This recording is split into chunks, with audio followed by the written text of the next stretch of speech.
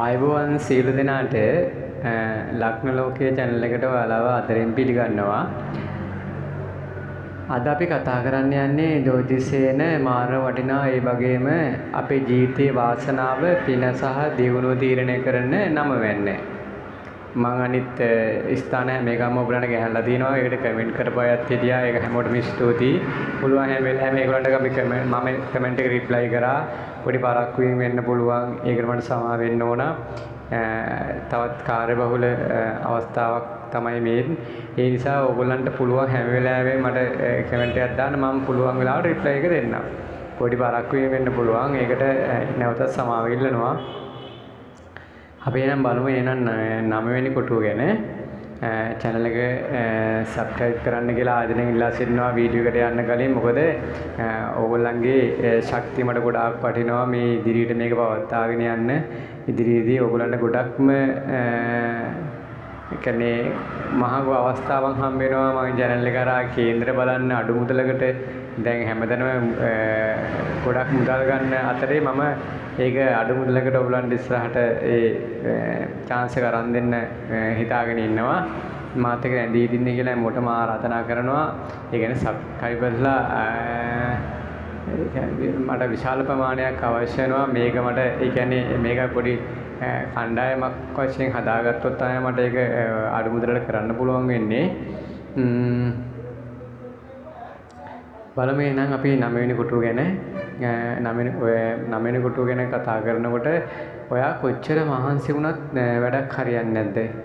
නැත්තම් හිතන්නේ නැති වෙලාවට නොසිතු වාසනාවක් ලැබෙනවද? අන්නේ හැම දෙයකටම උත්තරේ දෙන්නේ මේ 9 වෙනි කොටුව.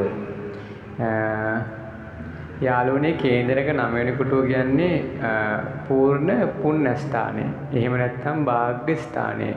මේ කොටුවෙන් ප්‍රධාන වශයෙන් අපේ පෙර පින වාසනාව එහෙම නැත්නම් පියා නැත්නම් තාත්තගෙන් ලැබෙන ආශිර්වාදේ, උසස් අධ්‍යාපනයේ ධර්මඥානය, විදේශ ගමන්, නොපෙනෙන දේවල්, ඒ කියන්නේ නොපෙනෙන බලවේග, දේව ආශිර්වාද ගැනත් කියවෙනවා. දැන් අපි බලමු මේ 9 වෙනි කොටුවේ එක එක ගහේ සිටිද්දි ලැබෙන බලාබල මොනවද කියලා. 9 වෙනි කොටුවේ අර අපේ රවි ගහේ හිටියොත් එතකොට රවි ගහ කියන්නේ තාත්තා.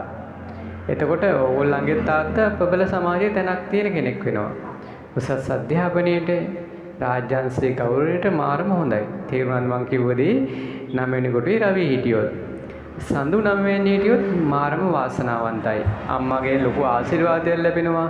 මානසික සැනසීම, දුර ගමන් බිමන් වලට දියුණුව සැලසෙනවා. ඒ කියන්නේ දුර ගමන් බිමන් වලින් කියන අපි ගමු දැන් විදේශ ගමන් වගේ කියලා ඒවට දියුණුව සැලසෙනවා සඳු ගහේ 9 වෙනි හිටියොත්.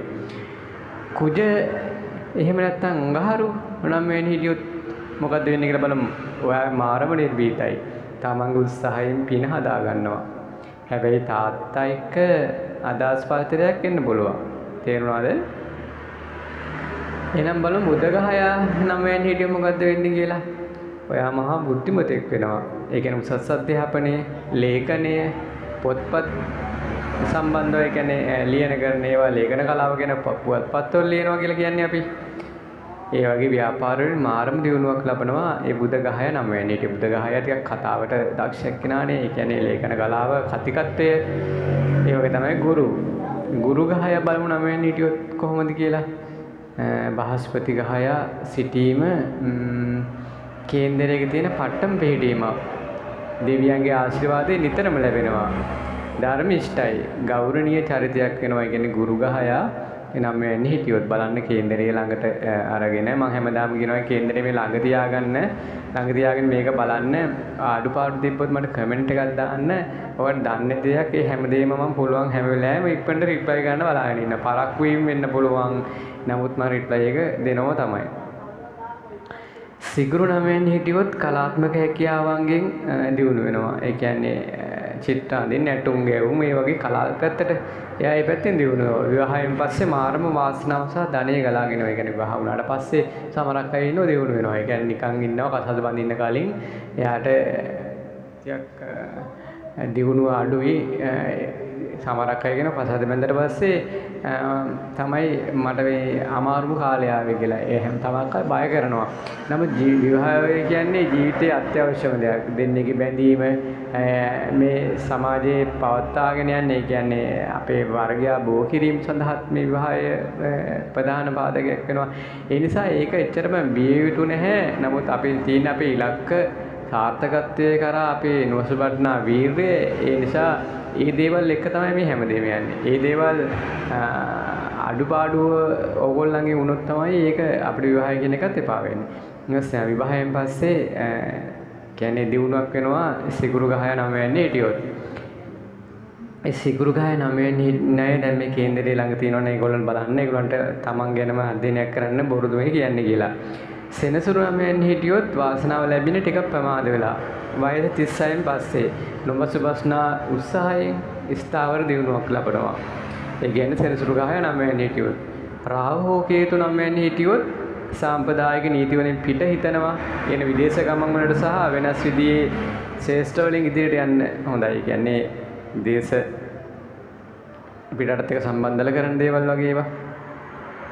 ඔන්න ඔය ටික තමයි යාළුවනේ 9 වෙනි කොටුවේ ප්‍රධානම රහස් ටික. ඒ කියන්නේ දැන් ඕගොල්ලෝ බලන්න ඕගොල්ලන්ගේ කේන්දරයේ ඉන්න අනිත් ගහයෝ ටික මට කියන්නේ ඉන්නේ මොන ගහයද කියලා මට කමෙන්ට් එකක් දාන්න.